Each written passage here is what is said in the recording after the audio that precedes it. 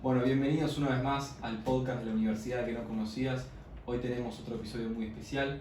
Hoy nos acompaña un médico psiquiatra. Su nombre es Federico Sproviero, ¿lo dije bien? Sproviero.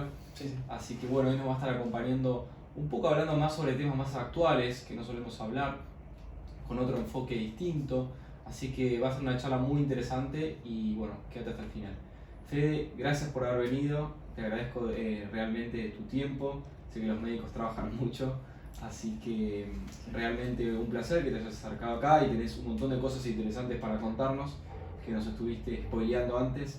Así que bueno, muchas gracias por haber venido y estaría bueno que por ahí le cuentes a la audiencia quién sos, cómo fue tu formación, cómo llegaste a interesarte por la profesión y bueno, cómo estás acá. Bueno, más o menos empecé a tener la curiosidad por la psiquiatría cuando tenía 17 años. Me gustaba mucho la psicología, de hecho la tuve en el colegio. Y la directora me dijo, Fede, ¿por qué no haces psiquiatría si también te gusta lo que es la biología? Mira. Así que bueno, entonces arranqué lo que es la carrera de medicina en el Hospital Italiano de Buenos Aires. Y de ahí terminé la carrera, hice la residencia también en el hospital. Trabajé un año en el hospital. De ahí también estuve en lo que es Fundación Foro, una institución que trabaja de lleno con terapias de tercera ola, de la terapia cognitivo-conductual, como es la terapia dialéctica conductual, la DBT. Trabajé también ahí por un año en la parte de DBT Sud, que sería para adicciones. Y empecé a profundizar un poco más en lo que es el estudio sobre lo que es la psicotraumatología, lo que hizo que profundizara en aprender sobre la terapia MDR de Francine Shapiro para trauma. Y de ahí me sigo formando y ahora, bueno, el año pasado di clases, este año también, afuera, sobre aspectos prácticos en lo que es el manejo con pacientes en la Universidad Nacional Autónoma de Honduras, en la maestría de psicología clínica. Bien. Así que no puedo decir que solamente me dedico a la farmacología específicamente, sino que trato de tener una mirada más integrativa del paciente, porque en definitiva, esto es algo que le digo también a mis alumnos, los medicamentos no curan, tratan, y lo que van a sanar muchas veces son las terapias. Y obviamente también la mayor psicoeducación que haya para el paciente en relación a lo que le pasa y qué cosas están bajo su control para poder cambiar. Claro. O sea, pones el control del lado del paciente, digamos, que tenga la cierta... Si Sí, tiene cierto control, tiene cierta capacidad de cambio. totalmente. Y me gustó esto que mencionaste del aspecto y la importancia integrativa que vos tratás de buscar a la hora de trabajar con tu paciente. Y quería preguntarte por ahí específicamente, esto más técnico de la profesión de la psiquiatría, si es que vos viste por ahí en el entrenamiento médico para la formación que faltaba cierto ingrediente como para tener este enfoque integrativo, Sí. porque a mí me pasó particularmente, hemos entrevistado a Luis Davere, que es un oncólogo integrativo, tiene un centro de oncología integrativa, y bueno, él trabajó mucho tiempo en el exterior, todo, pero después de largos años de terapia, se dio cuenta, de trabajo en un hospital, se dio cuenta que faltaba realmente un ingrediente. Entonces empezó a trabajar con aspectos como los que mencionamos de Gabor Maté, otro tipo de enfoques. Bueno, yo primero empecé estudiando la carrera de medicina, estudié 3 años y después me di cuenta también ciertos de estos aspectos que creía que yo por lo menos iba a tener un alcance en trabajando aspectos más espirituales de la persona que estaban vinculados con la salud. Quería preguntarte eso, si sentías que vos en la profesión de psiquiatría falta a veces ese ingrediente integrativo. Sí, faltan. Faltan muchos. A ver, se plantea desde lo que es la teoría, los libros, de mirar al paciente como un todo, pero ciertamente faltan muchas cosas que en realidad la gente no se da cuenta, y los mismos profesores tampoco se dan cuenta de cómo terminan incidiendo, y un poco es la lógica por la cual traje este tema al día de hoy, que hay muchas cosas de lo que es la cultura actual que terminan incidiendo de manera negativa en la persona, porque no está el ambiente condicionado para que uno tenga buenos hábitos de salud, sino todo lo contrario. De hecho, Ahora, la charla que vamos a trabajar ahora es sobre lo que es la generación dopamina y cómo esto termina incidiendo en los 4 pilares de la salud mental, que son el sueño, la alimentación, el ejercicio y los vínculos. Y ciertamente esos 4 pilares, por lo menos lo que es el sueño, el ejercicio y los vínculos, ¿sí? Y la alimentación también, en realidad los 4, no están del todo tenidos en cuenta a la hora de, bueno, vamos a dar X medicamento.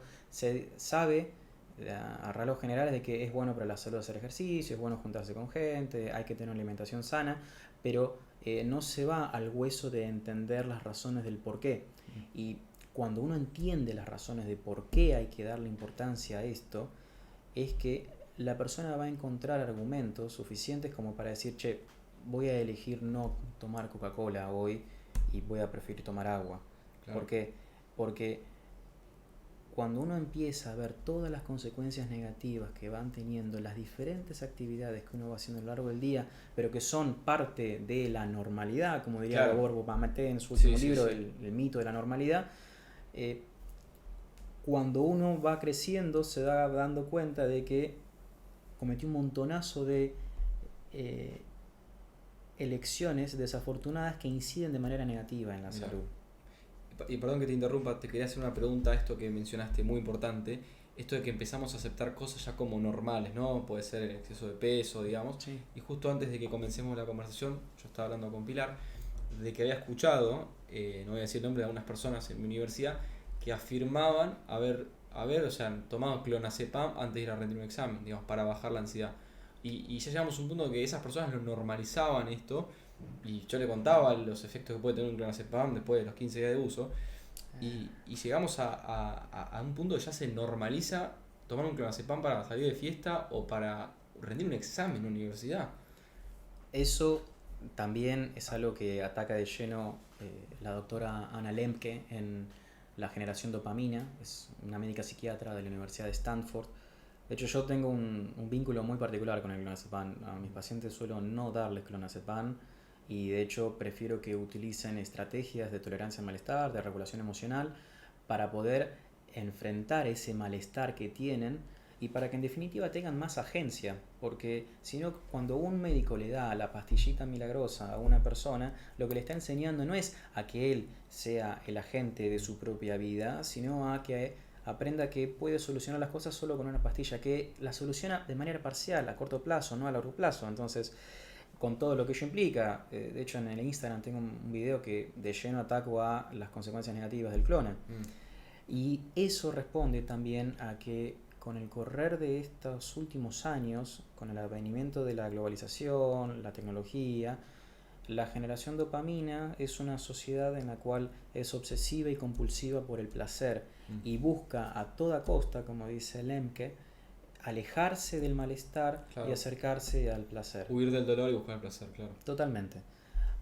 Pero el problema está en que vos, cuanto más placer buscas a corto plazo, ¿sí?, más anedonia o más falta de disfrute vas a encontrar por un fenómeno que se conoce neurotolerancia. Claro. ¿Qué es lo que le ocurre a los pacientes cuando tienen adicciones?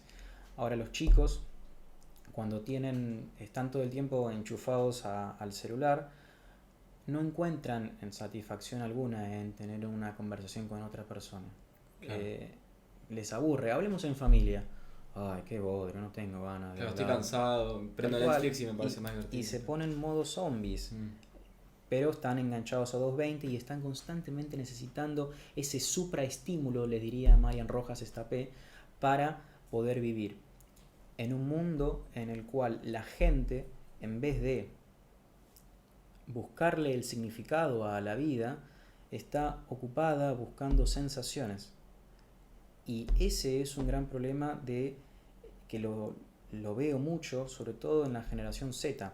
Claro. Cada vez más hay chicos que están ahora en los colegios teniendo problemas de juego por medio del celular, que eso antes ni existía. Y ahora sí. No, tal cual. Sí, pero tenés una generación, estamos de acuerdo, estamos en una generación que estamos buscando, en vez de proyectos y demás, estamos buscando experiencias, o sea, sensaciones. Sensaciones, sí. Eso lo describe muy bien Marian Rojas en uno de sus libros, Cómo hacer que te pasen cosas buenas, que es muy lindo, la verdad que se lo recomiendo. Y si te parece, podemos arrancar explicando lo que son, cómo inciden, más allá de la terapia y en algunos casos, cuando es necesario, la medicación, los 4 pilares de la salud mental y cómo la generación de dopamina incide de manera negativa en la salud mental y en esos 4 pilares. Perfecto. Yo hice un croquis que se los comparto a mis Ahora pacientes. lo vamos a compartir en la pantalla para que lo puedan ver todos. Para que lo tengan presente y vean que la salud mental depende mucho más de cosas que uno hace que verdaderamente de lo que es ir una vez por semana a terapia, que implica 1 hora, y tomar la pastilla cuando es necesario, todos los días en un similar horario. Si nosotros por nuestra salud mental solo hacemos esto, estamos al horno. O sea, vos decís que en el caso de la persona que se diagnosticada para tomar la pastilla, que tome la pastilla y haga terapia, no es suficiente. No. Estamos con una... Ok. No es suficiente por varias razones. Vos pensá que vos estás acá, ¿sí? Como está en el gráfico. Sí. Y tenés 4 pilares, ¿sí? En el momento presente vos vas a terapia, tomás la medicación, pero si alguno de esos 4 pilares no anda, vas a empezar a caerte. Claro. No puede una persona andar bien, en paz, consigo mismo si tiene problemas de sueño, problemas con la alimentación, problemas de sedentarismo, falta de ejercicio o problemas de vínculos. Esos 4 pilares se tienen que tener presente y tener en cuenta siempre en un paciente de cualquier índole, de cualquier especialidad. Cuando nosotros, por ejemplo... que son las actividades que más regulan químicamente nuestro cuerpo. Totalmente. O sea, si vos no dormís, Sí. el otro día estás de mal humor. Totalmente. Si estás encerrado en una pandemia, estás de mal humor. O sea, son esas cosas básicas. Si no comes, estás de mal humor. Claro. Y lo interesante es que esas 4 variables, ¿sí?, terminan incidiendo de lleno y la gente no se da cuenta, pero son 4 variables que dependen completamente de uno. El comer bien, el dormir bien, el tema de poder conectar, tener tribu. La gente está desesperada por tener conexiones sociales con otros. Una comunidad, una búsqueda de una comunidad, claro. La tribu, tal cual. ¿Por qué? Porque en la tribu es que uno se siente seguro. En el vínculo con otros es que uno se siente seguro. Ahora, si estamos más aislados que nunca, pero más conectados, es una apariencia. Por ahí están lo que son los likes, los me gusta en las redes sociales, el hola, estoy acá, denme bolilla, ¿sí? Que eso es... Ahora, cuando vayamos a la parte de la generación de dopamina, lo voy a meter de lleno con los Facebook Files, pero terminan condicionando a la persona y moldeándole la conducta. Ahora, estos 4 pilares, si uno no duerme bien, es una charla de 4 horas esta, pero si uno no duerme bien, empieza a acumularse sustancias, metabolitos en el cerebro, como la alfa-beta amiloide, la sinucleína, y eso termina incidiendo de manera negativa en lo que es la performance cognitiva. Si vos no dormís bien, no liberás correctamente lo que es la hormona de crecimiento, tenés alteraciones en lo que es los valores de glucemia, aumenta lo que es el cortisol, aumenta lo que es los registros de presión arterial. Básicamente no es negocio no dormir. Claro.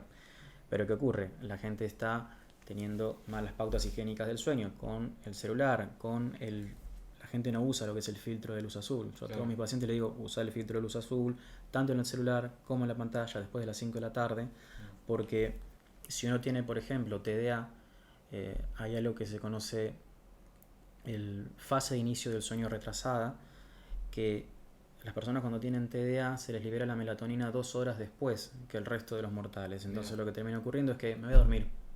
No me puedo dormir. Claro, bueno, tiene 2 horas más. O sea, claro. Exactamente. ¿Y qué pasa? Agarran el celular y no se duermen.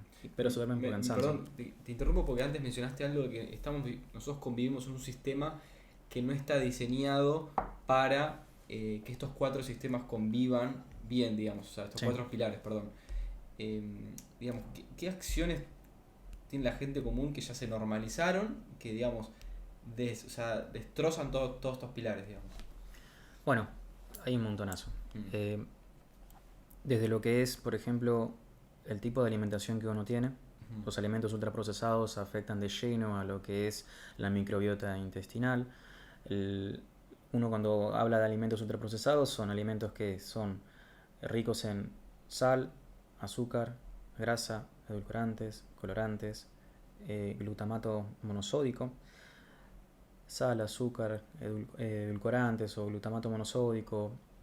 Todas estas cosas lo que hacen es atacar de lleno el sistema de búsqueda y recompensa para que la comida sea más apetitosa. Claro. Y de lo que es una mercadotecnia te van a dar un packaging súper bonito para que sea llamativo. Las redes sociales juegan mucho con los colores. De hecho, una de las publicaciones que hice fue justamente sobre eso.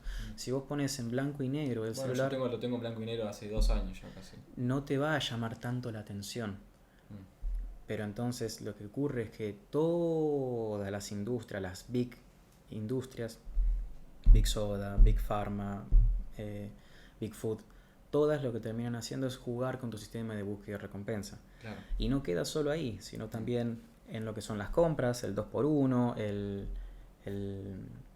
Friday, Black Friday, Justo por hace ejemplo. poco, creo que el Black Friday en esta semana se veía varios posteos de eso de... Sí, y las notificaciones que constantemente te están gatillando para que compres. La industria gamer, por ejemplo, las redes sociales que se naturalizan, estar horas y horas y horas frente al TikTok, por ejemplo, que ya todo el mundo sabe que es súper perjudicial, pero lo igual de perjudicial es Twitter, igual de perjudicial cuando uno lo usa de manera desmedida el Instagram. De hecho, cuando te mencionaba lo de los Facebook Files era justamente porque en el 2021 salió una denuncia de una Francine Hoggins, creo que se llamaba.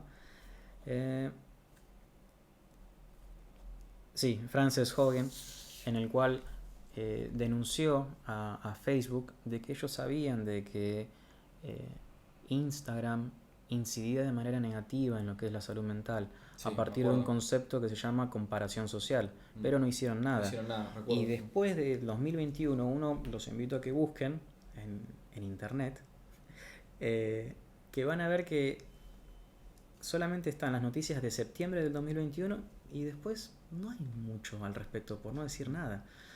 Entonces es algo que se tapó. Pero los chicos siguen teniendo trastorno de la conducta alimentaria, comparación social y todo esto a base de buscar pertenecer a un grupo. Claro. Miguel Ángel Martínez González, ¿dónde está la cámara? ¿Ahí? Ahí.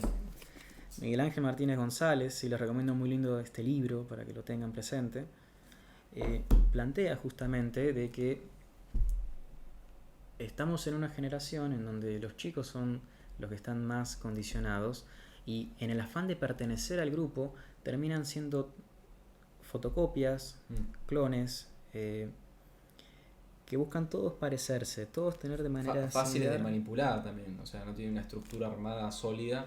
No, tal y tiene cual. una crisis de identidad, digamos. Pero eso está justamente vinculado a que no hay verdaderamente quien acompañe, porque nadie me va a decir que los chicos conocen sobre la sexualidad, por ejemplo, por medio de lo que es la educación sexual, que son educados por medio de la educación sexual en las escuelas o en la casa. No, chicos de 11 años ya saben sobre sexo a partir de los... Antes te diría. Seguramente, yo a partir del celular. Pero me impresiona, yo trabajo como profesor de tenis también, trabajaba en un colegio, dando clases de inglés, y 6, 5 años que repetían las canciones de reggaetón, de no sé, artistas muy comerciales acá en Argentina, y que el discurso era todo de sexo, digamos. Entonces estos chicos repetían todas estas palabras sin saber de qué significan, no tienen ni idea. Pero el hecho de que el nene ya lo verbalice, digamos, ya empieza a alojarse en la conciencia. Y eso es un problemón, porque eso termina generando que haya una hipersexualización, ¿sí? Y que la sexualidad se la confunda por la genitalidad, ¿sí? Porque en el vínculo con otras personas, cuando uno tiene relaciones sexuales, lo que hay es mucho más que lo que uno ve, claro. Placer genital o la imagen que uno le puede llegar a ver en la industria pornográfica, Pero esa industria mueve un montonazo y la gente no se percata de las consecuencias negativas que tiene el porno en el cerebro. Hay un libro que se llama de Gary Wilson, creo, que está en inglés, pero las páginas están en castellano, que dice cómo Your Brain on Porn. Sí, Your Brain on Porn, ese, sí. Entonces, ahí tenés otra industria.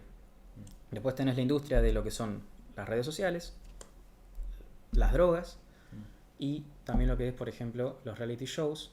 También. Entonces, si vos analizás la industria alimentaria, la industria de la droga, el tema de las compras, todas estas son patrones, ¿sí?, que si uno tiene que analizarlos, están en la misma sintonía, en la misma sintonía y en la misma dimensión de consecuencias a nivel cerebral, ¿sí? ¿Sobre qué variable? Sobre una que se llama el factor delta fosB, que habla justamente de Gary Wilson. Ahora, este factor delta fosB incide en lo que es el sistema de búsqueda y recompensa. Huir del dolor, buscar el placer. Siempre se repite el mismo patrón. Exactamente. La música, la experiencia que compras, el reality show, la comida, es huir del dolor, buscar el placer. Exactamente. O sea, estas empresas grandes copian este sistema, lo vomitan ahí. Copian el sistema, lo vomitan ahí. Exactamente. Ya es muy predecible, digamos, si uno ya puede entender el concepto. Y el problema radica acá justamente en que el cerebro de la gente, ¿sí?, termina de madurar conforme a los 25 o 30 años, ¿sí? Pero cuanto más temprano arrancas con el celular, peor. Hay chicos, yo soy especialista en TDAH, y hay chicos en los colegios que simulan tener un TDAH, pero porque están todo el tiempo con el celular. El celular atenta contra lo que es el desarrollo de la corteza prefrontal, porque vos tenés que pensar corteza prefrontal, sistema límbico, tallo cerebral. La corteza prefrontal necesitas estimularla a base de reflexión. El placer por el placer está orientado en el sistema límbico. Claro. Entonces, si estás constantemente estimulando esta parte, difícilmente se va a estimular la corteza prefrontal para que se madure correctamente. O sea que puede haber como una disputa de gasto de energía entre el sistema límbico y la corteza prefrontal. Estamos ahora en esa situación. Sí, y también lo otro también que ocurre es que... Y perdón que te interrumpa, justo y la persona que no tiene desarrollada una buena corteza prefrontal sabemos que está muy relacionada con la impulsividad. Sí. Entonces, si ya de por sí es más impulsivo, va a ser un mejor consumidor, digamos, porque piensa menos, es más manipulable, es más centrable, pumba, consume rápido. Totalmente. Entonces es estimular el sistema límbico, más emociones, más atención.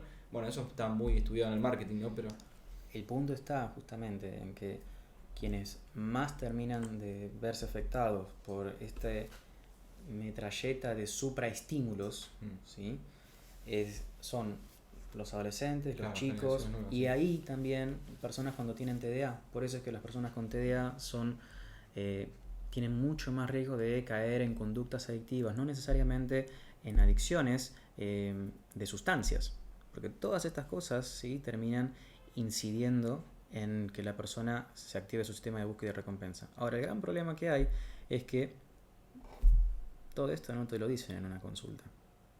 No hay tiempo. No hay tiempo. ¿Entendés? Pero son cosas que terminan incidiendo en la salud. Gente, y ahí hay una cosa importante a tener presente, y es qué función cumple el síntoma. Uno puede entender las causas, sí, pero también puede entender la función del síntoma. Y todas estas variables que recién nombramos, ¿sí?, gente que tiene problemas con las compras, con problemas con la comida, problemas con las redes sociales, problemas con la pornografía, estar constantemente enganchado con la televisión, cumplen la función, ¿sí?, de ser estrategias evitativas. ¿Pero por qué? ¿Por qué no usan otras estrategias para afrontar el malestar de situaciones? Porque no conocen.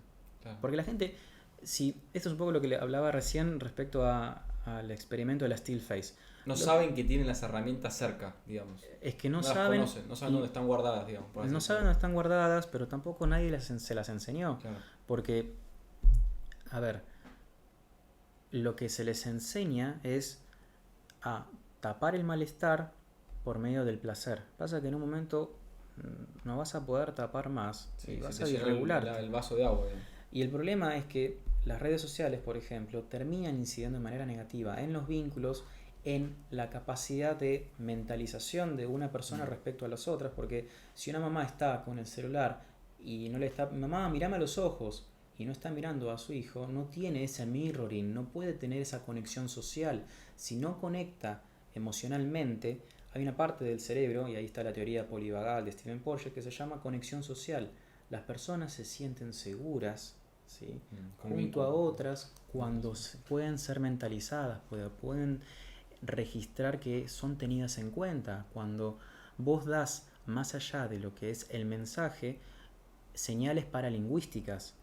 No es lo mismo que te esté hablando de esta manera a que te esté hablando con un tono de voz así, agudo. Claro. No es lo mismo para lo que es el desarrollo evolutivo del cerebro, porque vos pensás que los animales, ¿sí? Carnívoros, cazadores, tienen tonos de voz de frecuencia baja, tonos de rugido bajo. Y los pajaritos, los animales cerebros tienen tonos de frecuencia alta. Cuando vos cantás una nana a un bebé, si lo cantás en un tono agudo, no, duérmete niño, y eso te queda mirando así. Claro. Entonces, todas esas pequeñas cositas van incidiendo en lo que es la capacidad de corregularse los unos a los otros. Pero si vos estás corregulando únicamente con una pantalla, la capacidad de madurar a nivel cerebral, las partes de conexión social no están. Entonces lo que terminas teniendo, como dice Miguel Ángel Martínez González, o Rafa Guerrero, son gente que es analfabeta emocional. No sabe identificar qué es lo que siente, ni dónde lo siente en el cuerpo. Por eso es que puse una publicación de hace unos años atrás de cómo se sienten las emociones en el cuerpo. No lo saben. Y aparece tuvo una crisis de angustia. No saben que están angustiados, no saben que están ansiosos y no saben leer eso lo mismo del otro, digamos. No. Sí, y muchas veces ocurre... un chico de autismo, digamos, que no tiene teoría de la mente casi. No te digo tanto de esos extremos, pero va para ese lado. El punto está en que el problema está en que la gente, al no poder identificar lo que siente, menos va a poder identificar lo que le pasa a la otra persona. Y muchas veces caen en la problemática de que al no poder tolerar el miedo, la vergüenza, la culpa, la tristeza, el desprecio, ¿sí? Se activa por medio del enojo. Entonces ahí lo que tenés es una persona que no solo no identifica lo que pasa, no puede etiquetar, ¿sí? No porque no quiera, sino porque nadie se lo enseñó, porque hubo un ambiente invalidante, ¿sí? Entonces lo que termina ocurriendo es que la persona no sabe lo que le pasa y mucho menos sabe cómo manejarlo. Entonces, ¿qué hago? Voy rápidamente a cualquiera de las cosas que me da la generación de dopamina. Claro. Estoy horas con la pornografía, estoy horas con el celular y son formas de desconexión. Claro. ¿Sí? Cuando no puedo conectar para poder sentirme seguro con otra persona, usando lo que es el sistema de compromiso social, ataco o huyo. Claro. Si no puedo atacar y no puedo huir, que es lo que le ocurre a las personas cuando sufren de situaciones de abuso, me desconecto, tallo, cerebro, trauma. Exacto. Lo que termina ocurriendo es tallo cerebral, cerebro reptiliano. ¿Qué hacen los reptiles cuando se ponen, están en situación de peligro de vida o muerte? Sí. Se congelan. Y eso es lo que ocurre. Y eso se llama disociación. Claro, la disociación puede adoptar diferentes formas, pero una forma de no conectar es consumo, estar comiendo. Mecanismos que... Y eso va a terminar incidiendo de manera negativa. Y poder darle a la gente la posibilidad de identificar estas cosas es, estoy teniendo esta conducta problema, ¿qué puedo hacer para cambiarla? Claro. O sea, no es tanto, el problema no va tanto, por lo que yo te interpreto lo que vos me estás contando, no va tanto por, en realidad sí, en parte por las fuentes de placer que están cercas, sino que va mucho más internamente y mucho más puro en el aspecto de una situación de conflicto donde no atacamos o no huimos, digamos, no actuamos, nos frizamos. Y ahí sí vienen los mecanismos compensatorios, que no compensan nada, pero va más en ese aspecto, digamos, cuando, como dijiste, el aspecto del reptil que se congela, digamos, nosotros acá se puede desarrollar un trauma, un conflicto intrapsíquico donde la persona no ataca o no huye de la situación conflictiva, digamos. Yo creo que va más por ese lado, no tanto por las fuentes de placer, porque las fuentes de placer están, yo no las voy a pagar, o sea, yo no puedo irme de esta sociedad Mm. capitalista, lo que vos quieras decirlo, me puedo vivir como un ermitaño en la montaña. Es que ese Escapar- no es el problema es que todo tiene que mantenerse dentro de lo que es un equilibrio. Mm, Cuando se pierde el equilibrio es en donde empiezan a haber problemas. mm, Eh, Miguel Ángel decía, el sexo es bueno, es buenísimo, pero cuando te pasas de exceso en el sexo es un problema. claro. Entonces, así como en la DBT tenés la mente sabia, o Daniel Siegel plantea el río de la salud mental, en donde tenés que ir por el medio. Si vos te vas muy para una costa de ese río, vas a la costa del caos. Si te vas para otro lado de la costa, te vas a la costa de la rigidez. Y la salud mental tiene que ser algo que va de manera continua moviéndose, ¿sí?, por el medio. Mm, Cuando te vas a los extremos es que van a haber problemas. Y acá es que hay, como dice Lemke, un sistema que está llenamente orientado a evitar problemas satisfaciéndose por medio del placer. Ahora, teniendo en cuenta esto, hay un montonazo de cosas que la gente puede hacer para cambiar. Un montonazo. Ya tomando noción de las consecuencias de esto, es que voy a pensar dos veces antes de, por ejemplo, a mí me pasó que yo tuve resistencia a la insulina en pandemia, y a partir de tener resistencia a la insulina empecé a estudiar cómo puedo empezar a comer mejor. Tuve que tomar metformina, ahora dejé de tomar metformina, pesé 92 kilos, ahora estoy pesando 77/76, sigo descendiendo, pero eso fue a partir de que me tuve que poner las pilas y empezar a estudiar cosas básicas como cómo comer. claro. ¿Sí? Sí, pues ya normalizaste el momento por ahí o no comer mal, Sí, entonces ya pasó tanto tiempo que ya es parte de tu rutina. tal cual. Y eso es algo que pueden las personas hacer por sí. Y tomar más acciones y cartas en el asunto al respecto. Mm. ¿Sí? Ahora, lo que uno tiene que tener presente es que hay muchas cosas, ¿sí?, que la sociedad no está orientada a que uno tenga una vida saludable, sino que los buenos hábitos no tienen lugar en un ambiente que No son busca... premiados, esa es la realidad.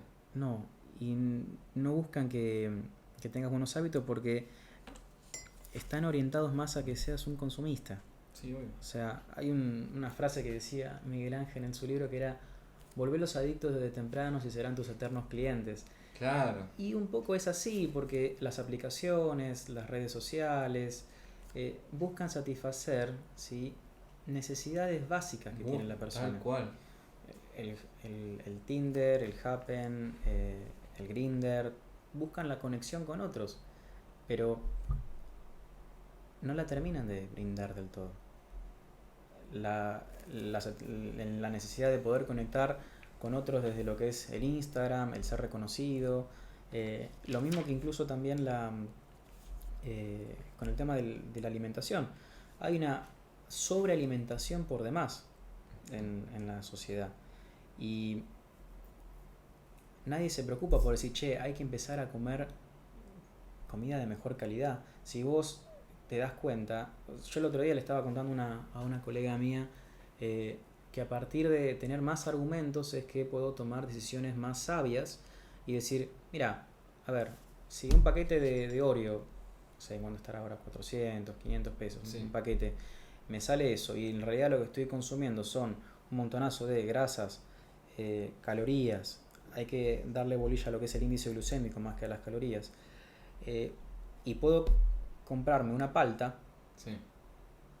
y en términos nutritivos y es mucho más nutritivo una palta. Mm. Y el gran problema que hay Es que ahora... el mito ese de comer sano es caro es totalmente mentira, porque la comida chatarra sale casi igual o más, te diría. Sí, Hoy en día ya no es así. ese es el tema. Pero además te quería hablar de otro tema, antes de olvidarme, que es, por ahí lo pusiste también en tu gráfico, que es también, siempre generalmente se habla mucho sobre tener perspectiva frente, por ejemplo, al sufrimiento, una situación difícil, ¿viste? Digamos, no sé, viene, por ejemplo, se empieza a incendiar el edificio que está ahí enfrente y vos y yo tenemos una perspectiva distinta frente a esa situación conflictiva y sacamos nuestras conclusiones. O sea, yo generalmente es algo que escucho mucho, ¿viste? Tener perspectiva frente al sufrimiento, un momento malo de la vida y más, pero no tenemos tenemos que tener más perspectiva distinta sobre el placer, digamos. Y cómo eso va cambiando dependiendo de las personas Y bueno, también un poco cómo consumimos, lo que hablamos recién sobre que consumimos más experiencias que por ahí, no sé, objetos. Hay un libro muy interesante que es chiquitito de un autor que se llama Byung-Chul Han, por ahí lo conoces, Me que, suena, pero no, que se no llama sé No cosas a cosas, que habla de cómo empezamos a dejar de consumir cosas. Por ejemplo, yo antes, no sé, me quería comprar un libro y el libro, no sé, lo traía en Estados Unidos y yo esperaba 3 meses para comprar el libro físico. Y hoy consumo una experiencia, digamos, consumo, no sé, un curso en internet, consumo una película, no sé, digamos, esa es la analogía. Pero quería hacer un ejemplo para que se entienda esto, tener perspectiva sobre el placer, porque puede diferir sobre la persona. Digamos, yo tengo un albañil, ¿no? Por ejemplo, que el albañil trabaja 10 horas al día, trabajo físico, con la mano, y después sale de trabajar muy agotado y se toma una taza de café. Y ese café lo disfruta como que fue lo máximo en su vida, y por ahí tenés un tipo que vive, digamos, muy cómodo, no hizo nada en todo el día, con muy buen poder adquisitivo, y se termina comprando, no sé, una carne, un plato de comidas. Y no lo termina disfrutando tanto o igual como el albañil que se tomó una taza de café. O sea, creo que hay una diferencia muy grande en eso, en tener perspectiva sobre el placer, que yo creo que es distinto a lo que es el sufrimiento o otras cosas en la vida. Sí, de hecho, sobre esa situación lo describe y plantea muy bien Mark Manson en su libro El sutil arte de que Claro, casi no te todo importa te un importa un carajo, carajo, en donde justamente plantea él esta cuestión de cómo puede ser que uno de los músicos de Metallica, creo que nunca me sale el nombre, que fundó otra banda que fue Megadeth, creo. Ella sabe. Sí, eh, sí, ya sé. Bueno, no y quiero dice, hablar y dice, ¿cómo se llama el el guitarrista? El guitarrista, no. No me sale. Bueno, Ahora con H apellido no me acuerdo cómo. bueno, el punto está en que él decía, es súper exitoso con su banda, habiendo salido de Metallica, pero no era feliz. Porque su idea de felicidad era tener que superar al éxito de Metallica, que no lo pudo superar. Pero tenés que superar a Metallica. Pero no podía él ver todos los éxitos y galardones que logró. Ahora, lo otro también que hay que tener presente es, cuando vos decías esto de se esforzó todo el día, el albañil, se tomó un café después, vos pensás que en el cerebro tenés un mecanismo que se llama neurotolerancia. Cuantas más cosas, ¿sí?, consumís que te dan placer, menos las vas a terminar de disfrutar, ¿sí? Y hay dos problemas que genera esta neurotolerancia. En esto de hay que mantener un equilibrio. Y es, uno, a mayor placer, más infeliz te volvés a largo plazo, ¿sí? Más hedonismo, más anedonia.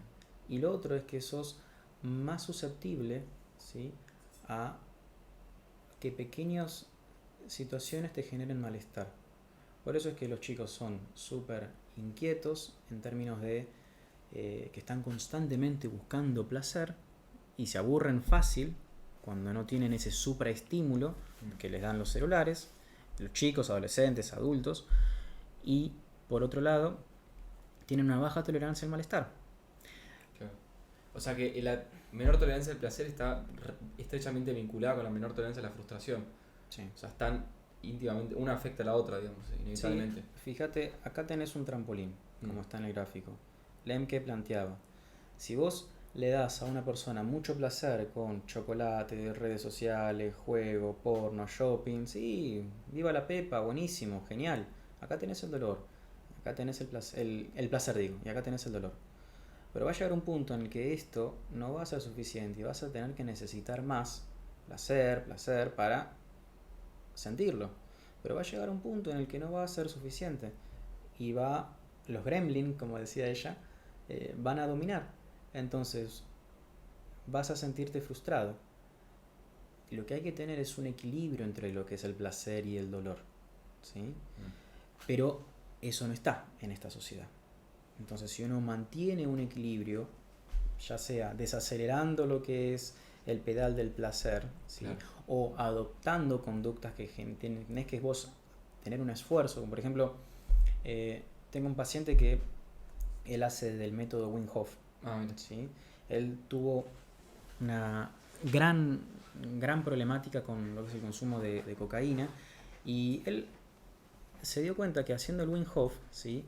La liberación de dopamina, él es médico, la liberación de noradrenalina, dopamina, es mucho más larga, ¿sí? Que el shot que le daba la cocaína. Claro, porque está asociado a un esfuerzo, digamos. Sí, y aparte a nadie le gusta bañarse con agua fría. Claro. Esa es la realidad. Y lo interesante es que él me planteaba de que él es un amigo que estuvo por muchos años con esta problemática, con la cocaína, y que además tiene TDA, ¿sí?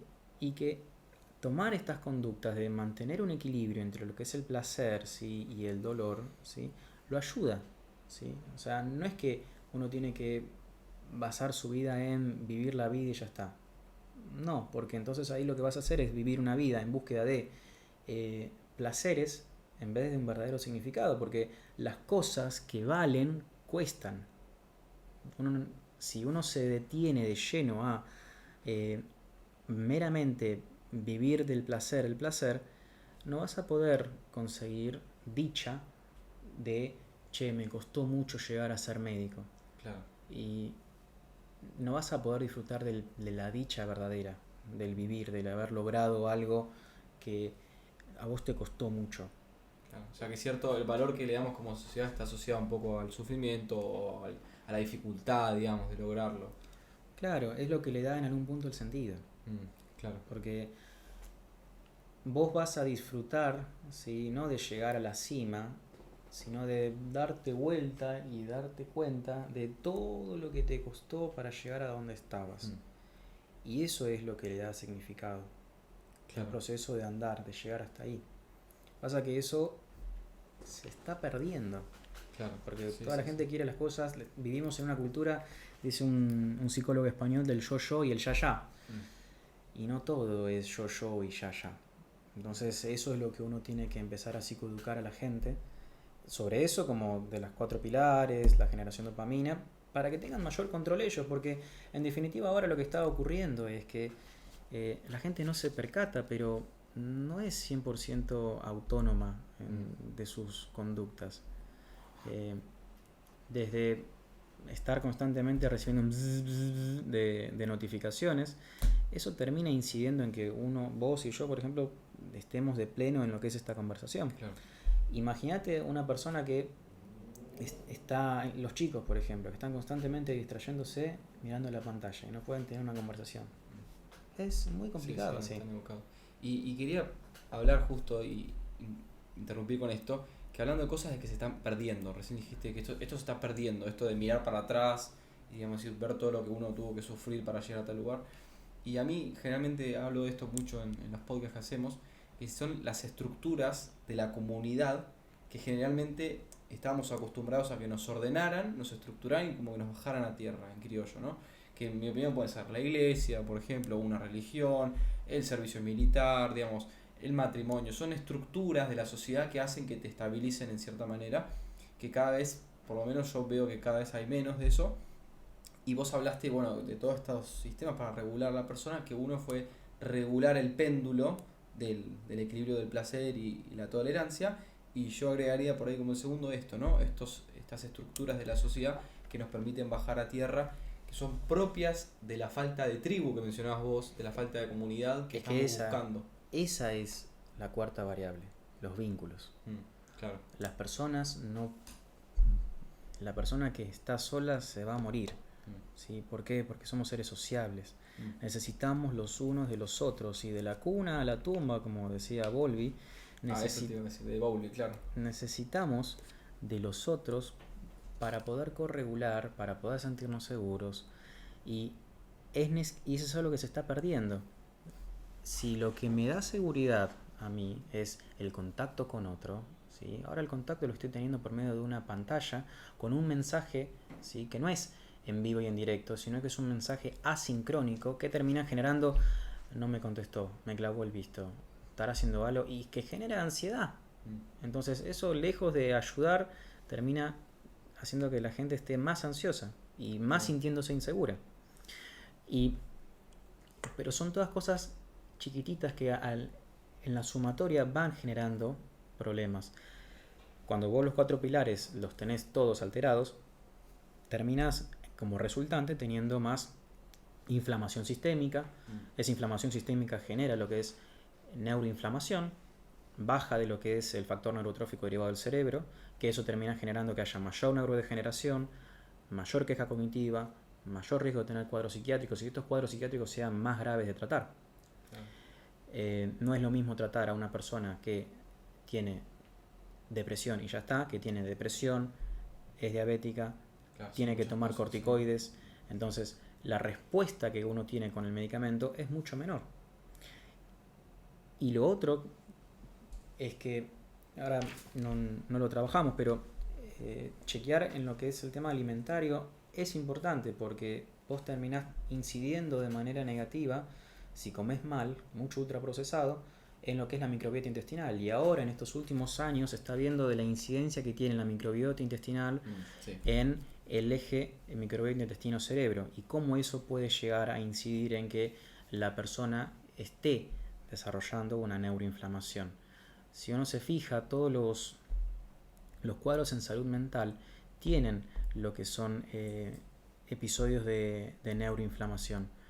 Cuando hay neuroinflamación, este factor de transcripción, el BDNF, baja, y eso termina incidiendo en que la persona tenga problemas en lo que es la queja, el desarrollo o el deterioro, ¿sí?, natural del cerebro que uno va teniendo a lo largo de los años vaya acrecentándose cada vez más. Por eso es que a una persona que tiene demencia y no duerme, se le insiste en que duerma, porque caso contrario su demencia va a empeorar. Ya sea por la acumulación de las proteínas como por que el poco BDNF que tenga va a verse afectado. Perfecto. Y Fede, para que vayamos cerrando, quería preguntarte ahora que mencionaste el tema del sueño, ¿no?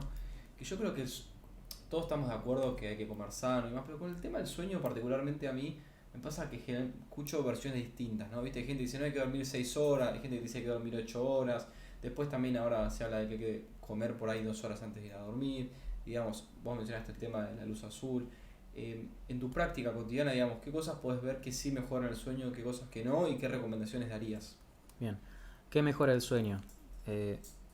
Comer liviano, eliminar lo que es la luz azul, pones los filtros de luz azul, chequear cómo estás de los valores de laboratorio, de la TSH, por ejemplo, cómo estás de vitamina B12, vitamina D, magnesemia, ¿sí? Lo otro también que hay que tener en cuenta es mucha gente naturaliza al vivir en la ciudad cosas que no son del todo sanas. Sí. Como por ejemplo, las pastillas que no funcionan del colectivo, el ladrido del perro. Mucha gente duerme con las mascotas y las mascotas tienen un ciclo del sueño completamente distinto al humano. Claro. Entonces lo que termina ocurriendo es que vos tenés micros despertares, ¿sí? Que esos micros despertares terminan generando que el barrido que yo te había mencionado, ¿sí?, con el sistema linfático no se dé y se empiezan a acumular proteínas. Entonces, ¿qué cosas pueden ayudar? Como mencioné, filtro luz azul, que si la persona tiene apneas o hipopneas del sueño, si ronca de noche, que vaya a hacerse una polisomnografía, porque puede que parezca gracioso ahora siendo joven, pero date un par de años de vida y eso va a incidir de manera negativa. Entonces, esto es una cosa importante. Las personas que tienen depresiones refractarias a tratamiento, el 50 al 60% de las veces es porque tienen apneas del sueño. Claro, ¿qué significa que sea refractaria al tratamiento? Y que no responde bien, y muchas son resistentes al tratamiento. Entonces, es porque uno de los 4 pilares no funciona, y era ese. Cuando vos le das al paciente para que por la noche tome use lo que es un CPAP, una máquina que le ponen una máscara que le da oxígeno a presión positiva, la persona duerme mejor, se despierta con menos dolor de cabeza, tiene menos queja cognitiva. Ahora, hay muchas cosas, desde lo que es las pautas higiénicas del sueño hasta estas cosas que yo te fui diciendo. Y después también es particular de cada uno, ¿no? Que cómo duerme cada uno. Sí, otra variable también no menor es la gente cuando tiene intolerancia a la histamina. Jorge Dotto es uno de los médicos acá genetistas que está en el auge en la que es la investigación de las intolerancias alimentarias. La intolerancia a la histamina también incide en que las personas tengan insomnio de mantenimiento. ¿Qué otra cosa más? Creo que haciendo alusión a las pautas higiénicas del sueño y teniendo presente estas cosas, el sueño puede mejorar. Y lo otro también, si uno vive en una calle muy ruidosa, tapones. Tapones, ahí va. Chao. Sí, sí, sí. Yo eso se los recomiendo de hecho a mis pacientes, porque no es lo mismo dormir en el campo No, o sí. en el Cuando interior, dormís en una ciudad, campos, lugares, levantás tranquilo. que dormir en la ciudad, con el colectivo, con el perro, con el vecino de arriba o el de abajo, con los chicos que están con la moto a todo lo que da, ron ron Sí, en la sí. calle, los gritos. Entonces son todos pequeños estímulos que van activando, ¿sí?, en un sistema que está en constante alerta en la ciudad, a que vos estés en constante estado de alerta y no te duermas bien. Claro, sin duda. Pero bueno, ya estamos llegando al Ahora. final. Fede, muchas gracias, la verdad, por haber Por venido. favor, Fue un contrario. placer, por el gráfico, por tu información, por tu tiempo. Pero bueno, no sé si tenés algo más para decir. Por mi parte, eso, agradecerte y la verdad que lo disfruté mucho y estuvo muy bueno. No, muchas gracias por el tiempo y bueno, será hasta la próxima. Hasta la próxima, ahí estamos. Así que chau.